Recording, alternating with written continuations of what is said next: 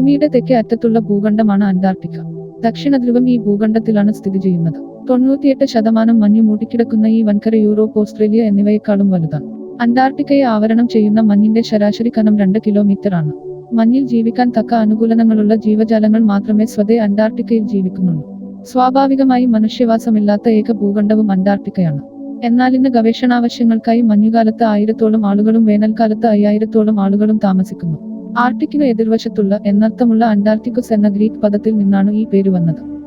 Antarctica വൃത്തത്തിനു മധ്യത്തിൽ ദക്ഷിണ സമുദ്രത്താൽ ചുറ്റപ്പെട്ടു കിടക്കുന്ന ഈ ഭൂഖണ്ഡത്തിന് 17,968 കിലോമീറ്റർ കടൽത്തീരമുണ്ട്.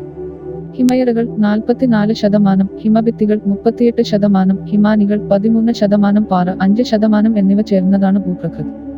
ട്രാൻസ് അന്റാർട്ടിക്ക പർവ്വതനിര അന്റാർട്ടിക്കൻ ഭൂഖണ്ഡത്തെ പശ്ചിമ അന്റാർട്ടിക്ക എന്നും പൂർവ്വ അന്റാർട്ടിക്ക എന്നും രണ്ടായി തിരിക്കുന്നു. അന്റാർട്ടിക്ക ഹിമപാളി എന്ന ഭീമൻ ഹിമക്കട്ടയാൽ അന്റാർട്ടിക്ക മൂടപ്പെട്ടിരിക്കുന്നു. വിൻസൺ മാസിഫ് ആണ് അന്റാർട്ടിക്കയിലെ ഏറ്റവും ഉയരമേറിയ കൊടുമുടി. 4892 മീറ്റർ 16,050 അടി ഉയരമുള്ള ഈ കൊടുമുടി എൽസ്വർത്ത് പർവ്വതനിരയിലാണ് നിലകൊള്ളുന്നത്. മറ്റ് നിരവധി മലനിരകളും പ്രധാന വൻകരയിലും സമീപദ്വീപുകളിലുമായുണ്ട്. റോസ് ദ്വീപിൽ സ്ഥിതി ചെയ്യുന്ന എറിബസ് അഗ്നിപർവ്വതമാണ് ഭൂമിയുടെ ഏറ്റവും തെക്കായുള്ള സജീവ അഗ്നിപർവ്വതം. അന്റാർട്ടിക്കയിലെ മഞ്ഞുപാളികൾക്കിടയിൽ വലിയ തടാകങ്ങൾ കണ്ടെത്തിയിട്ടുണ്ട്. 1996-ൽ റഷ്യയുടെ വോസ്റ്റോക്ക് സ്റ്റേഷനു അടിയിലായി കണ്ടെത്തിയ വോസ്റ്റോക്ക് തടാകമാണ് ഇത്തരത്തിലുള്ളവയിൽ ഏറ്റവും വലുത്. മഞ്ഞുപാളിയാൽ മൂടപ്പെട്ട ലോകത്തിലെ ഏറ്റവും വലിയ തടാകമാണിത്. ലക്ഷക്കണക്കിന് വർഷങ്ങളായി മഞ്ഞുപാളിയാൽ അടച്ചു പൂട്ടപ്പെട്ടവയാണ് ഈ തടാകങ്ങളിലെ ജലമെന്ന് മുമ്പ് കരുതപ്പെട്ടിരുന്നുവെങ്കിലും ഇന്ന് തടാകങ്ങളിൽ നിന്ന് തടാകങ്ങളിലേക്ക് ജലപ്രവാഹം ഉണ്ടാകാറുണ്ടെന്ന് കണ്ടെത്തിയിട്ടുണ്ട്. അന്റാർട്ടിക്ക 17 കോടി വർഷങ്ങൾക്ക് മുമ്പ് മഹാവൻകരയായിരുന്ന ഗോണ്ട്വാനയുടെ ഭാഗമായിരുന്നു.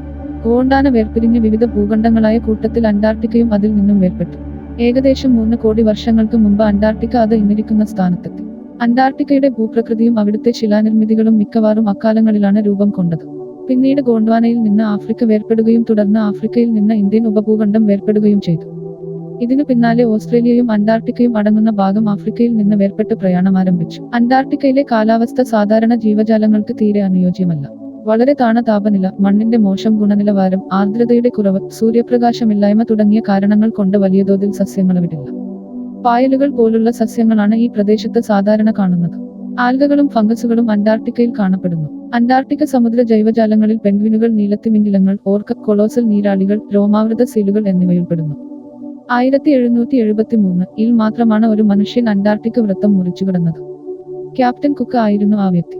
1820-ൽ റഷ്യൻ നാവികസേനയിലെ കപ്പിത്താനായിരുന്ന ഫാബിയാൻ എന്ന വ്യക്തിയാണ് അന്റാർട്ടിക്ക എന്ന ഭൂഖണ്ഡം ആദ്യമായി കണ്ടത്.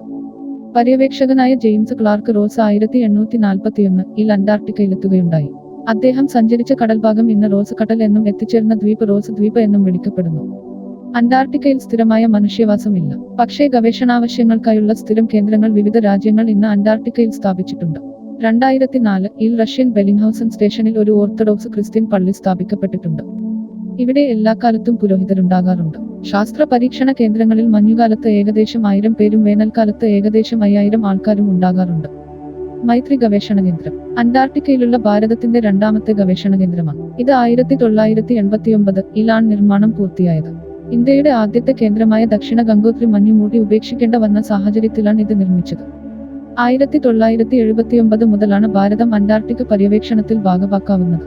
അന്റാർട്ടിക്കയിലെ ഗവേഷകരുടെ ആശയവിനിമയ സൗകര്യാർത്ഥം 1988-ൽ ഇന്ത്യൻ തപാൽ വകുപ്പ് ഇന്ത്യയ്ക്ക് പുറത്തുള്ള സ്വതന്ത്ര ഇന്ത്യയുടെ ആദ്യ തപാലാഫീസ് അന്റാർട്ടിക്കയിൽ തുറന്നു. ഗോവ പോസ്റ്റൽ ഡിവിഷന്റെ കീഴിലാണിത്. 1985-ൽ ബ്രിട്ടീഷ് ശാസ്ത്രജ്ഞർ അന്റാർട്ടിക്ക പ്രദേശത്ത് ഓസോൺ കുടക്ക് ദ്വാരമുണ്ടായതായി കണ്ടെത്തി. മാനുഷിക പ്രവർത്തനങ്ങൾ മൂലമുണ്ടാകുന്ന ക്ലോറോഫ്ലൂറോകാർബൺ അന്തരീക്ഷത്തിലെ ഓസോണുമായി പ്രതിപ്രവർത്തിച്ചാണ് ഈ ദ്വാരമുണ്ടാകുന്നതെന്ന് കരുതപ്പെടുന്നു. അന്റാർട്ടിക്കയിലെത്തുന്ന ബഹുഭൂരിഭാഗം അൾട്രാവയലറ്റ് രശ്മികളും അന്റാർട്ടിക്കയെ മൂടിക്കിടക്കുന്ന മഞ്ഞുപാളികളിൽ തട്ടി പ്രതിഫലിക്കുന്നത് മൂലം സൂര്യാഘാതത്തിനും സാധ്യതയേറെയാണ്. അന്റാർട്ടിക്കയിലേക്ക് മനുഷ്യന്റെ ശ്രദ്ധ ആകർഷിച്ചത് സമുദ്രവിഭവങ്ങളായിരുന്നു. രോമം സമ്പാദിക്കുവാൻ വേണ്ടിയുള്ള സീൽവേട്ട 1766-ൽ ആരംഭിച്ചു. 1970-ന് ശേഷം അന്റാർട്ടിക്കക്കു ചുറ്റുമുള്ള കടലുകളിൽ മത്സ്യബന്ധനം പുരോഗമിച്ചു വരുന്നു. വൻതോതിൽ മത്സ്യങ്ങളെ ബന്ധിച്ച് കപ്പലിനുള്ളിൽ വച്ചു സംസ്കരിച്ചു ടിന്നിലാക്കുന്നതിനുള്ള സൗകര്യമാണ് ഈ പുരോഗതിക്കു നിദാനം.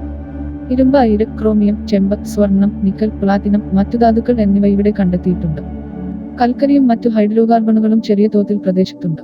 സ്വകാര്യ വിമാനങ്ങളിൽ അന്റാർട്ടിക്കയുടെ ഉള്ളറയിലേക്ക് പറക്കുന്ന സാഹസികരുടെ എണ്ണത്തിൽ നാൾക്കുനാൾ ഏറ്റമുണ്ടാവുന്നു. എന്നിരിക്കലും തുറമുഖങ്ങളുടെയും പാർപ്പിട സൗകര്യങ്ങളുടെയും അഭാവം വിനോദസഞ്ചാര വികസനത്തിനു വിലങ്ങുതടിയാണ്.